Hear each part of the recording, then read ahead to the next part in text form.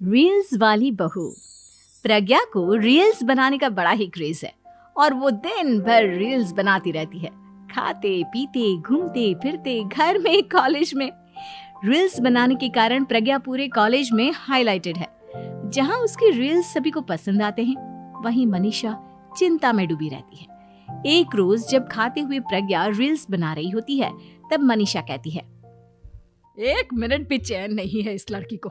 ये नहीं कि खाना तो आराम से खा ले, लेकिन नहीं, अरे थोड़ी देर रील्स नहीं बनाओगी तो आसमान नहीं टूट पड़ेगा। अरे मम्मी, इसी को तो कहते हैं डिटर्मिनेशन। तुम नहीं समझोगी ये सब। भगवान, इस लड़की को सद्बुद्धि दे। जब देखो तब टेढ़ा बाका मुंह बनाती रहती है। मनीषा की बात का प्रज्ञा पर जरा भी असर नहीं होता और वो खाते खाते रील्स बनाती रहती है। दिन बीतने लगते हैं और देखते देखते प्रज्ञा का कॉलेज भी खत्म हो जाता है। आए दिन कोई ना कोई मनीषा को प्रज्ञा की शादी करवाने का सुझाव दे जाता है। सब ठीक ही कहते हैं, प्रज्ञा की शादी कर देनी चाहिए। अपने घर के काम काज में व्यस्त हो जाएगी तो खुद ही ये रील्स और नाच गाना बंद हो जाएगा। मनीषा और प्रेम प्रज्ञा के लिए एक अच्छा लड़का ढूंढने लगते हैं और तभी विकी का रिश्ता प्रज्ञा के लिए आता है, जिसने प्रज्ञा को उसकी रील्स देखकर पसंद कर लिया था।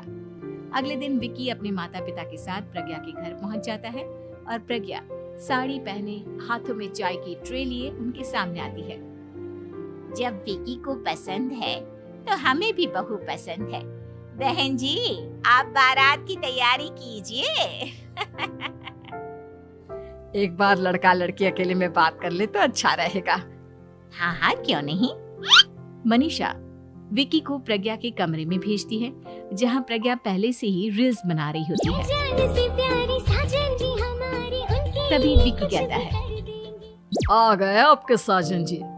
हमारे साथ ये रील्स कंप्लीट करती तो और भी अच्छा रहता। अच्छा जी, अब आ ही गए हैं तो बना ही लेती हूँ आपके साथ। दोनों मिलकर रील्स बनाते हैं। जब वी मीट और तुरंत पोस्ट भी कर देते हैं। फिर विकी कहता है, जब आप साड़ी में चाय लेकर आई तब मुझे लगा कि कहीं मैं गलत घर में तो नहीं आ गया। अब सही है। दोनों की शादी पक्की हो जाती है और शादी के दिन भी प्रज्ञा रील्स बनाने से चूकती नहीं। यहाँ तक कि बारात के समय भी नाचते हुए रील्स बनाती है। सभी लोग प्रज्ञा की तारीफ के पुल बांध देते हैं और प्रज्ञा नाचती गाती अपने ससुराल चली जाती है। सब कुछ अच्छा चल रहा होता है। प्रज्ञा यहाँ भी दिन भर हर चीज की रील्स बनाती रहती है। लेकिन कुछ दिनों के बाद जब सुनीता कहती है, बहू, ये रील्स के साथ साथ कुछ काम भी कर लिया करो। वैसे तुझे और क्या क्या बनाना आता है? मम्मी जी, वैसे तो सब कहते हैं कि मैं सब कुछ अच्छा बनाती हूँ, लेकिन मुझे लगता है कि मैं मैगी अच्छा बना लेती हूँ। हाँ, कॉफी भी अच्छा बना लेती हूँ और मुंह तो सबसे अच्छा बना लेती हूँ। हैं? अच्छा अच्छा। सुनीता अपना माथा पकड़ लेती है और कहती है, बहू, कुछ खाना बनाना भी सीख लेती। मम्मी जी, मैं लंबी प्लानिंग कर रही हूँ। जल्दी ही मैं इतनी फेमस हो जाऊंगी कि मुझे पैसे मिलने लगेंगे। हम दोनों सास बहू राज करेंगे, राज। नौकर काम करेंगी और लोगों की तो लाइन लगेगी हमसे मिलने के लिए। तेरा दिमाग खराब हो गया है क्या बहू? हंसी मजाक तक ठीक है, लेकिन इस तरह घर नहीं चलते। जितना जल्दी हो इस घर के तौर तरीकों को सीख लो। प्रज्ञा मुंह घुमाकर चली जाती है और तुरंत उसी वक्त एक रील बनाती है। ये देख सुनीता का गुस्सा 7वें आसमान पर चला जाता है और विकी के घर आती ही सुनीता उसे सब कुछ बताती है। विकी भी अब प्रज्ञा की इन हरकतों से परेशान हो जाता है। तुम टेंशन मत लो मम्मा, मैं देख लूंगा। विकी कमरे में जाता है तो देखता है कि प्रज्ञा रील्स बना रही है। विकी बड़े ही प्यार से प्रज्ञा से कहता है, प्रज्ञा, इन सब के लिए मैं तुम्हें मना नहीं कर रहा हूँ, लेकिन फिर भी हर वक्त तो ये अच्छा नहीं लगता ना।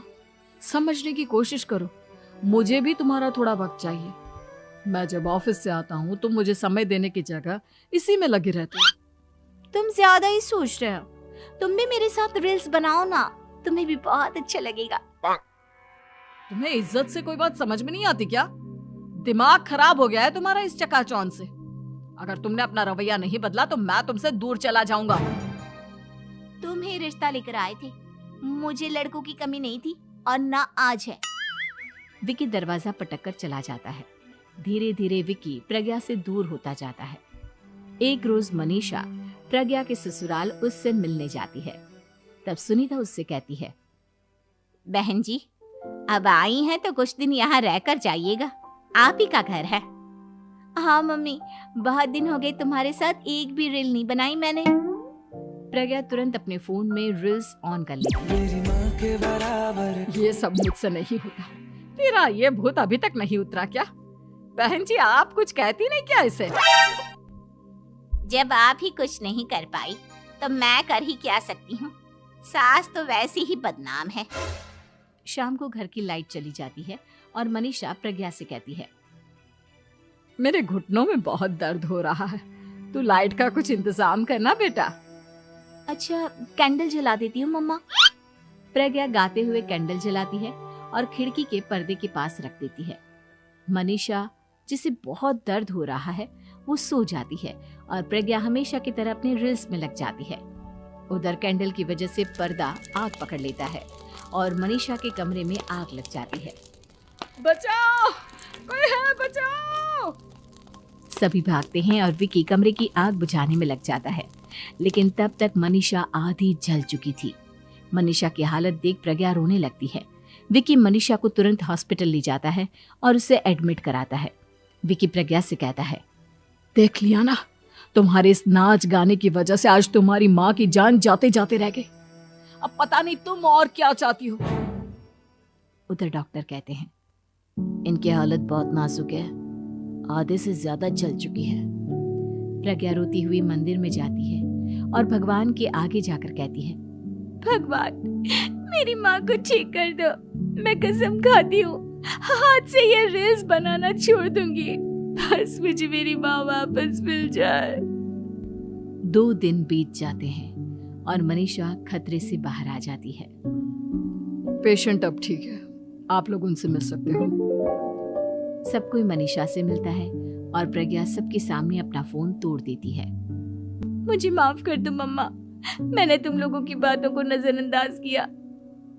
बेटा, कोई भी चीज जरूरत से ज्यादा खराब है।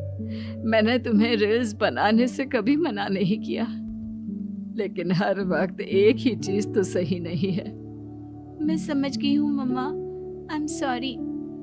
प्रज्ञा उस दिन से रील्स बनाना छोड़ देती है और पूरी तरह से अपने घर में लग जाती है।